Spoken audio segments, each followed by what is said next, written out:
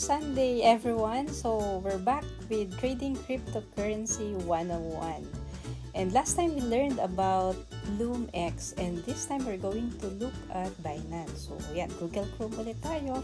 And diretso na, type na natin dito Binance. And lalabas sa search will be the Binance website. So, make sure it's the legitimate website. Click on it, and then the website will load. So, yan, makikita natin, Binance, buy and sell crypto in minutes. So, maganda to. Especially kung madami ka talagang plans na mag-trade ng crypto in the future. So, ito yung iba-ibang menus niya, markets, trade, derivatives, syempre sa mas medyo complicated na yan, finance. So, andito yung lahat ng makikita mo kapag you are already a registered user of Binance. So, ang gagawin natin ngayon, magre-register tayo. So, for this one, to create a Binance account, you need to input your email address. And just for purposes ng demo, we're going to input si chunchunmanager@gmail.com. And then the password, I'm going to use at least minimum of 8 characters, at least one number, and merong capital letters and small letters. There's going to be a security verification. You just have to slide the puzzle.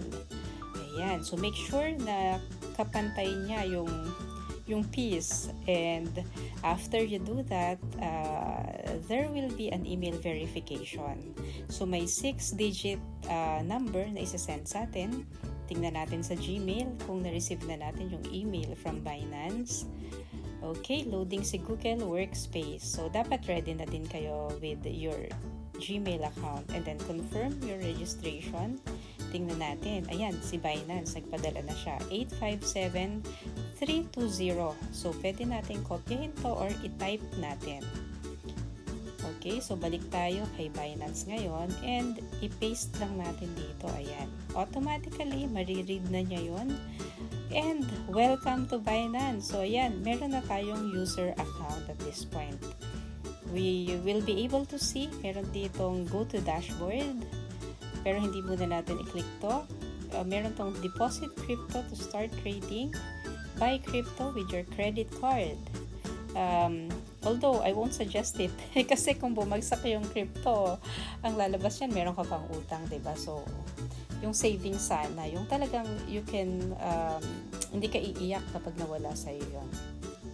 And then here, meron tayong security verification. Ina-advise tayo na magkaroon tayo ng 2-factor authentication, but for now, we're going to click Remind Me Later. This is something that once you have an account, pwede nyo na itong i-set up on your own. So, Remind Me Later na lang yung nilagay ko doon, okay? And now, this is the landing page ni Binance. Makikita natin, meron siyang different, ang daming information na nandito. That's why initially LoomX yung ginamit ko for trading kasi it's very simple. Here, ayan, may wallet tayo dito. This is the most important part kasi dito kayo magdi-deposit and withdraw. So ayan, click natin yung fiat and spot. And here, you're going to see all the coins. So, dito, wala akong balance kasi kaka-create lang natin ng account, diba? So, nandyan, BTC, Bitcoin, ETH, for Ether, Ethereum, BNB, for their own token, BUSD, USDT, so madami dito. Dito na kayo pwedeng bumili and mag-trade later on. Makikita nyo din yung balances here. So, check muna natin, SLP. So, for Smooth Love Potion, subukan natin kasi may mga actions dito sa right side, di ba? May buy, deposit, withdraw, trade, earn, and convert. Click natin yung deposit. So, once we click it, ayun, dito, you're not going to be allowed to deposit anything yet kasi you have to provide more information about yourself.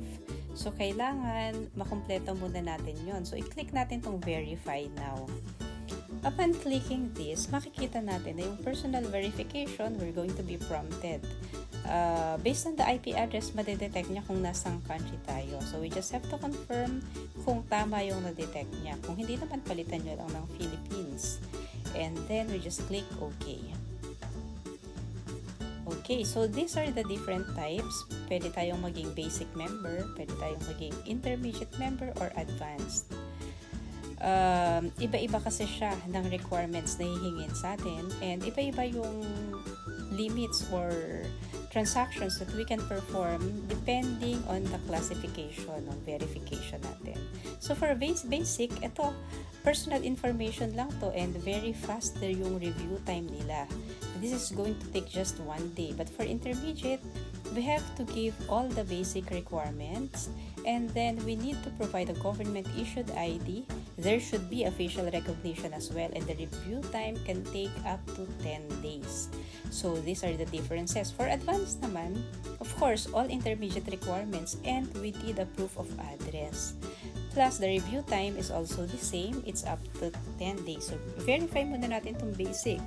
Okay, so Philippines, we need to input here our first name, last name, middle name. Yung middle name, I think this is optional. So, first name, let's put in baby muna. Baby, and then last name, di maano. Okay? Yan. So, key-in natin dito. So, ito yung name nyo. And then, the date of birth, let's just put in, syempre dapat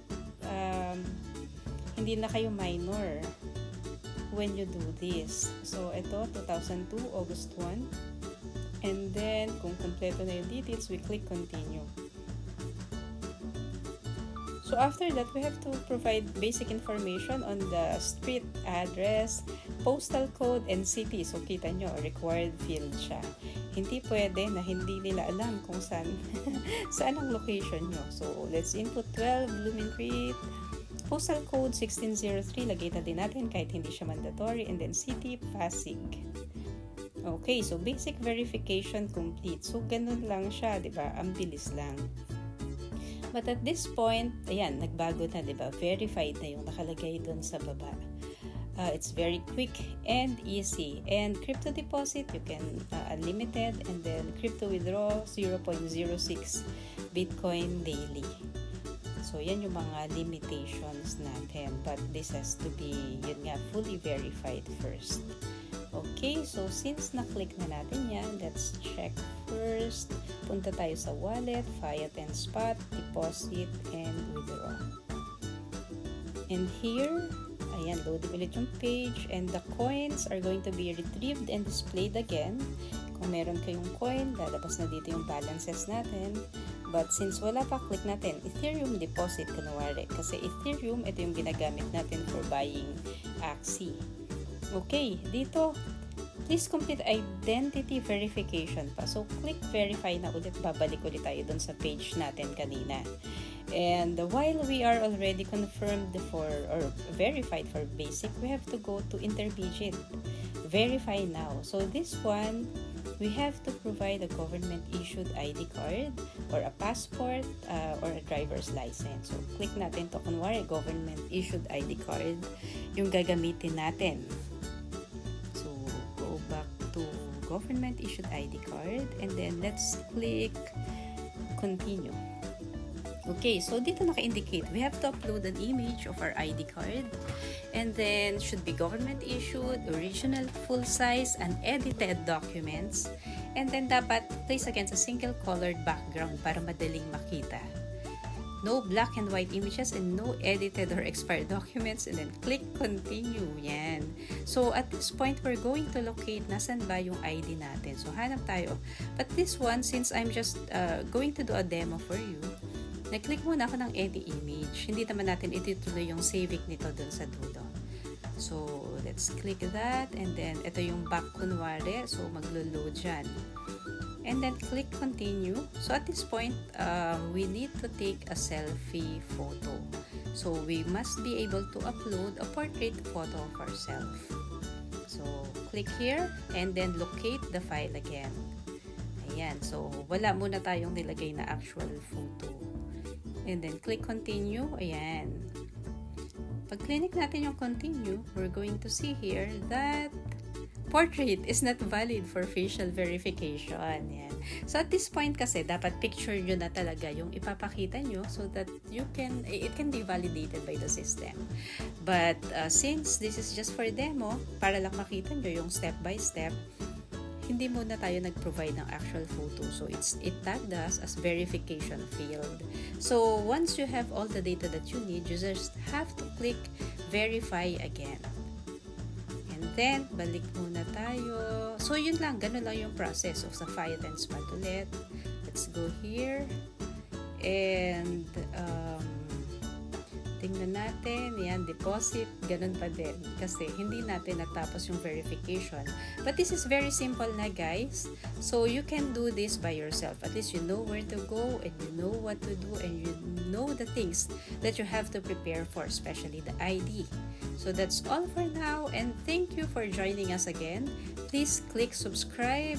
And thank you. There are lots of videos to be uploaded para sa investment naman, Axie Infinity, etc. This is Manager signing off. Thank you and have a great day.